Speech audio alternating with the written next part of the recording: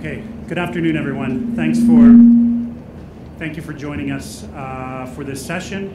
Hope you've had a nice lunch. Our generous has provided a great lunch, and we're ready to get started. Thank you for joining, to our journalists, analysts, and to our distinguished leadership for the Nusajaya Tech Park. Let me first make some introductions. Yang Berhormat Datuk Sri Mustafa Mohamad, Minister for International Trade and Industry for Malaysia. Yang Berbahagia Datuk Ismail Ibrahim, Chief Executive, Iskandar Regional Development Authority. Yang Berbahagia Tan Sri Dr. Ahmad Tajuddin Ali, Chairman UEM Sunrise Berhad. Yang Berbahagia Datuk Izzuddin Idris, Executive Director of UEM Sunrise Berhad. Mr. Manohar Kiatani, President and Group CEO of Ascendis Private Limited. Mr. William Tay, CEO of Ascendis Southeast Asia. We're also joined by Mr. Dakin Pal, the Executive Director of Ascendis Malaysia, who will be giving us a short presentation following this introduction. This is an exciting time for Singapore and Malaysia and for the Nusajaya Technical Park. As His Excellency said this morning, this is a good marriage, and I think we'll all be around to see that. This session is all about you, so let's proceed with a short presentation, first by Dakin, and then followed by a Q&A. A little bit of administration. The presentation will be followed by about 20 minutes of question and answer. We'll be passing around a microphone, and I will do my best to allow everyone who wants to answer a question. So if I have to shorten things up a bit, please forgive me. All right, so Dakin, thank you very much.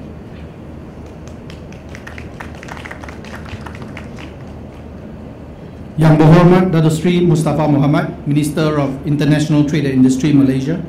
Yang Berbahagia Datuk Haji Ismail Ibrahim, Chief Executive Iskandar Regional Development Authority. Tan Sri Dr. Ahmad Tajuddin Ali, Chairman of UEM Sunrise. Datuk Izzuddin Idris, Executive Director of UEM Sunrise Berhad. Mr. Manohar Kiatani, President and Group CEO Ascendis Private Limited. Mr. William Tay, CEO of Southeast Asia Ascendis Private Limited. Distinguished guests, members of the media, a very good afternoon to all of you. Thank you so much for joining us today for the press conference of the Nusajaya Tech Park in Iskandar, Malaysia. My presentation will cover the following 4 key points. Next slide. Unrivaled proximity, master plan for success, eco features for sustainability, and premium spaces for business. Next slide. This differentiates how Nusajaya Tech Park as the new benchmark of industrial space in this region. Next slide. In this new downtown location of Iskandar, Malaysia, called Gelbrang Nusajaya, or translated to English, it's the gateway to Nusajaya. Nusajaya Tech Park is located within a 5 minutes drive from Malaysia's second link CIQ and is located very close by to Medini and Kota Iskandar. Nusajaya Tech Park is the closest industrial tech park to Singapore to maximize the synergies between Singapore and Malaysia. Next slide. It is designed with a well-conceived master plan to serve the needs of the industries through our various offerings of ready-built facilities, customized facilities, and commercial facilities. With world-class infrastructure, locational advantages, and a business clustering concept to optimize efficiency, our goal is to build a competitive ecosystem around electronics, precision engineering, pharmaceutical, medical devices, food processing, fast-moving consumer goods, and supported by efficient logistics and warehousing services. Nusajaya Tech Park's unique design has already received several accolades. To date, it was awarded the Merit Award in the Master Planning category at the Singapore Landscape Architecture Awards 2013. And more significantly, this is also the first tech park in Malaysia to be conferred the Singapore Building and Construction Authority's Green Mark for District's Gold Provisional Award. Therefore, the park will put strong emphasis in environmental planning, energy efficiency, and proper water and waste management system to create a long-term sustainable environment and in line with Iskandar's vision of low-carbon society. And finally, Finally, Nusa Jaya Tech Park offers a premium space for business. Our facilities feature a modern facade of fluid lines. Next slide. That offer companies a quality, premium, corporate branding and enhancing their investment value. Next slide. Our park will also feature a comprehensive security master plan designed by Certis Cisco to cater to our customers as well as their employees, assets and operations needs in mind. We recognize that the ability to attract and retain talent is key to the success of our customers. The park is integrated with food and beverage facilities as well as other amenities that cater to the employees' needs, creating a complete workplace environment for the workforce in the park. We will be developing, as you see on the map, this 210-hectare Nusa Jaya Tech Park in phases. Phase 1, as marked in red, comprises of 120 acres of 50 hectares of land, which includes a 28-hectare startup phase. The next slide, please. The one in orange marks the 28-hectare startup phase, comprising of ready-built factories and land plots for build-to-suit developments, and will be completed by 2016. I'm glad to announce that our first release of ready-built factories is already 40% pre-committed. When completed, Nusa Jaya Tech Park targets to have 200 companies within these integrated communities. Next slide. Finally, Ascendas and UEM Sunrise are both very proud to create this integrated tech park that provides a unique value proposition and competitive advantage to businesses. We are confident that Nusa Jaya Tech Park is well positioned to catalyze the growth of Iskandar Malaysia as a dynamic center for high-value activities and economic vitality in Johor. Thank you very much.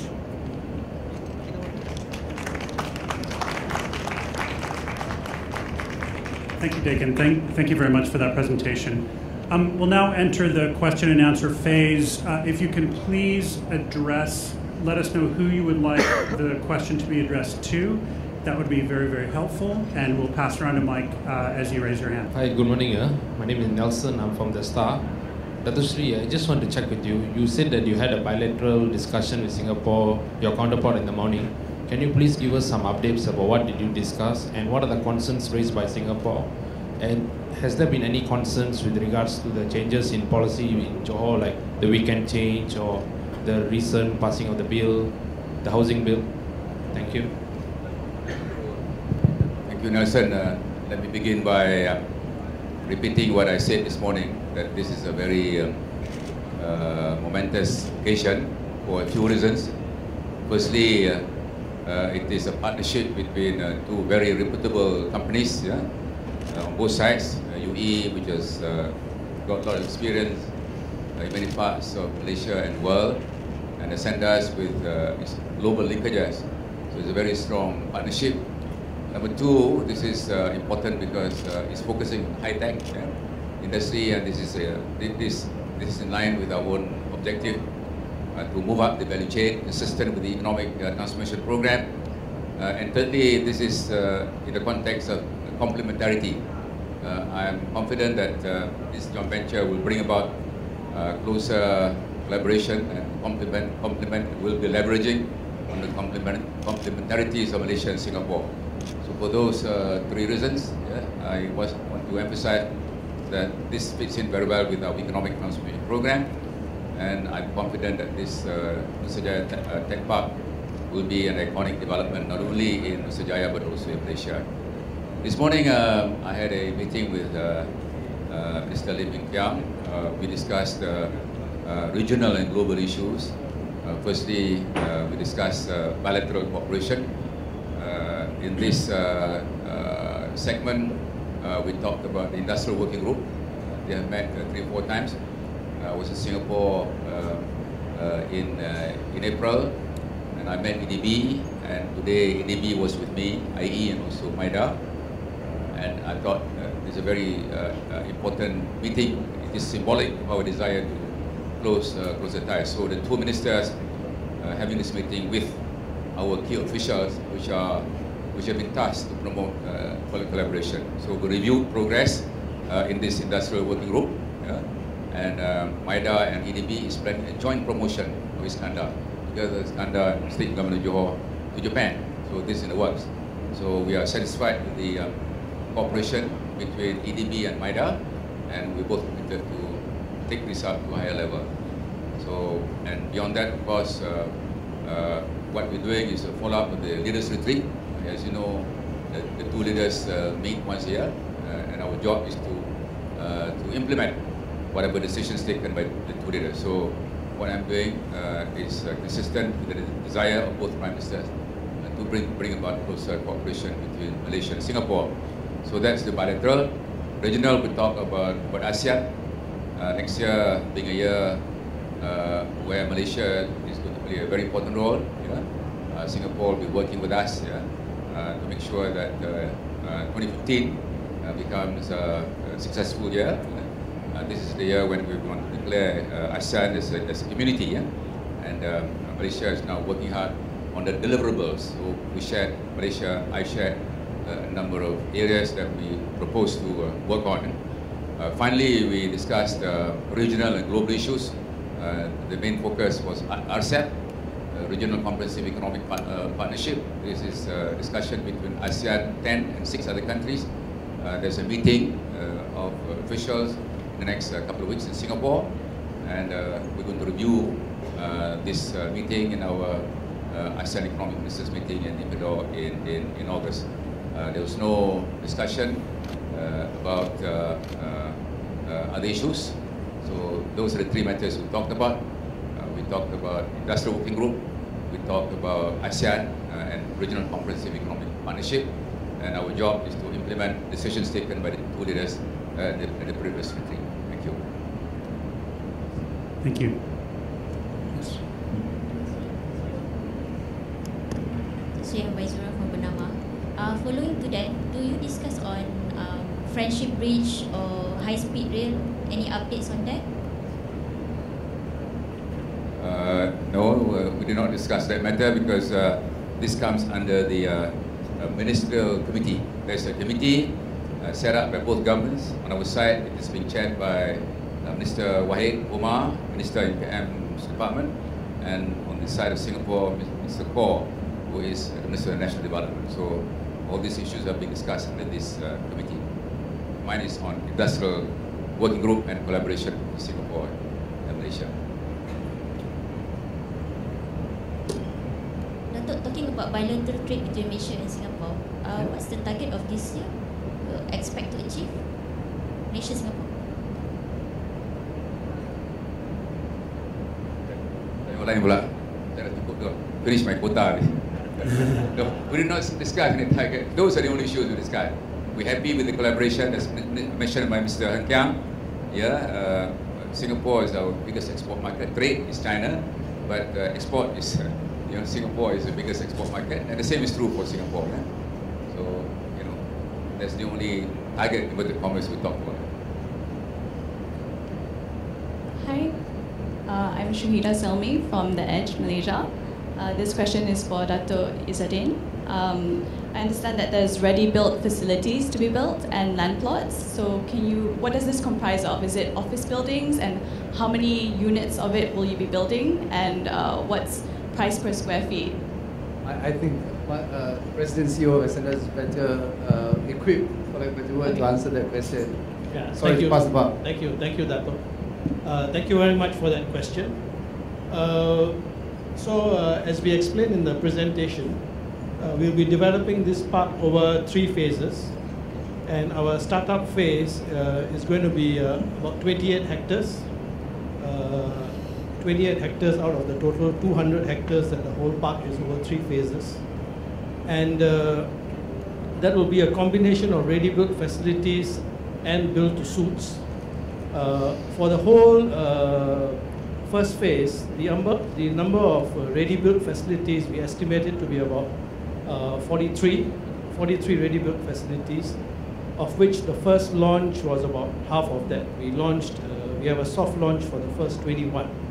And the rest of it are going to be built to suits. But as everything, this is what we have planned on.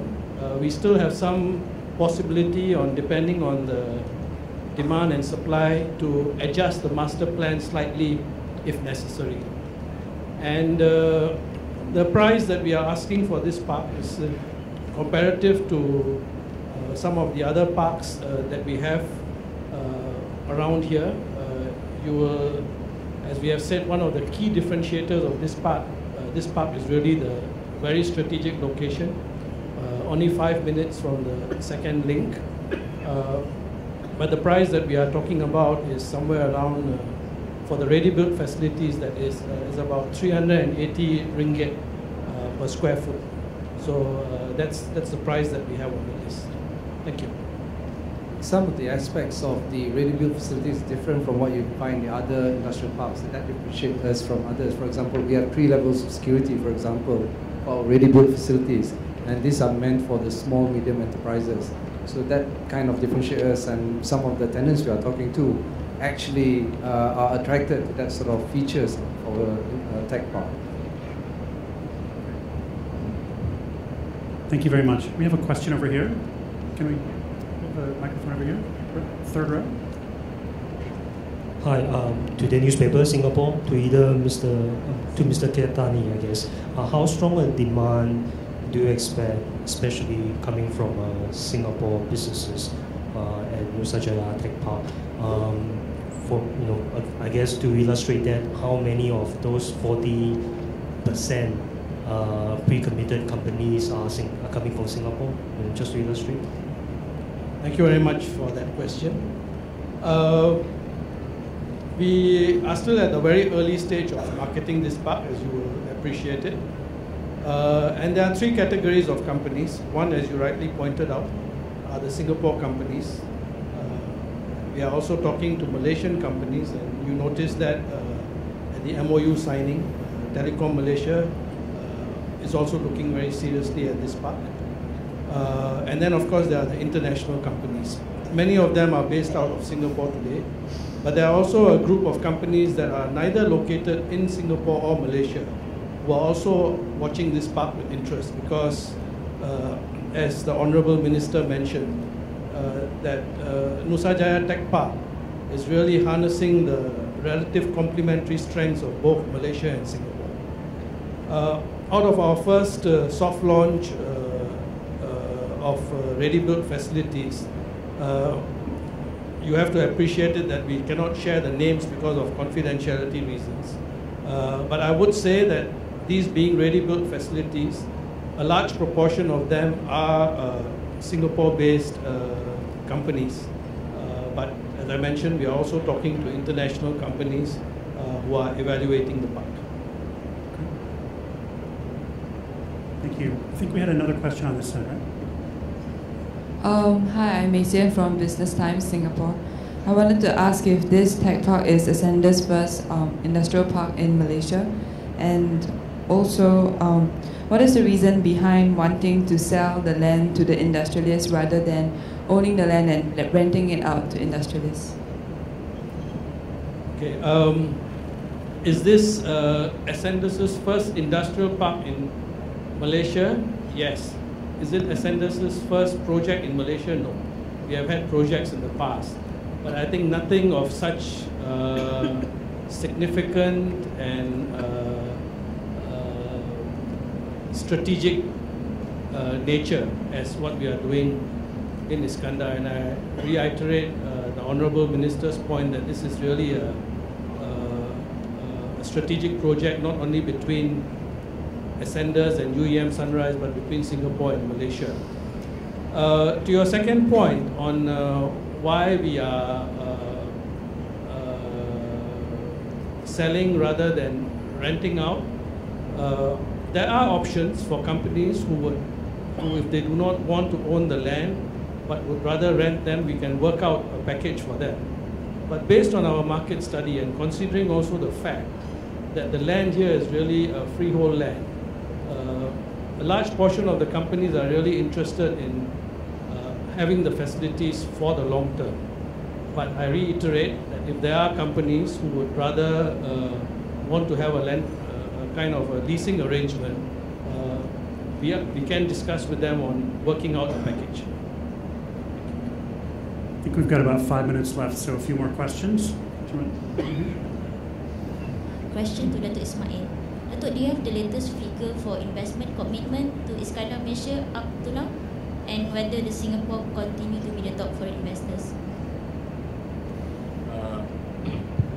According to our latest statistics, since we begin to monitor committed investment in Iskandar Malaysia, we have until the end of April this year have been able to secure a committed investment of 138.61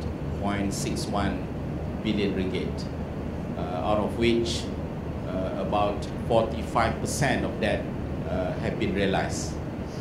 And from the Singapore's commitment, from the same figures, it has actually generated a committed investment of in excess of 11 billion ringgit.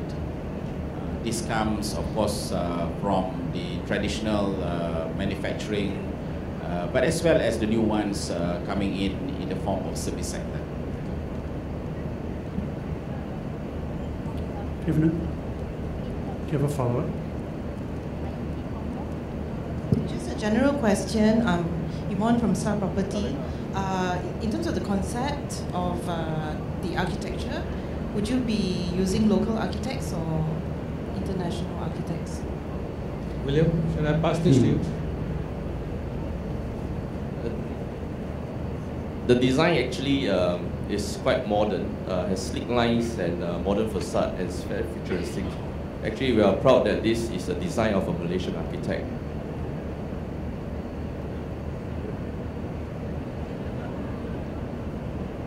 Can you reveal the name of the project architect? Veritas.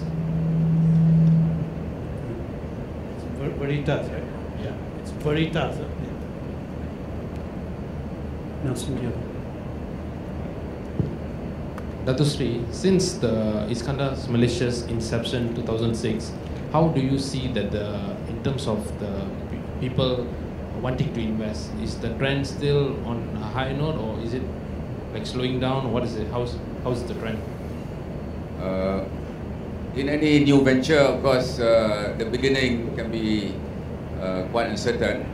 That is true with Iskandar as well. But it has gathered a lot of momentum, and in all my promotional activities overseas, Iskandar has gained a lot of momentum, and there continues very strong investor interest in Iskandar. And from my point of view, this is going to be one of the fastest growing regions in Malaysia. Yeah? So it's got a lot of potential. As you can see, this particular project, the connectivity, proximity to the port, yeah, international airports and highway. So these are the kind of advantages which Iskandar has. Yeah? Very good infrastructure. It takes 50 minutes to get to Johor Bahru, yeah, 5 minutes to the port, 5 minutes to the second link. These are plus factors. So Iskandar continues to be a big draw, and I see a lot of potential in this region. Thank you. With that, thank you very much. Thank you for your time, and thank you to all of our distinguished guests. Thank you.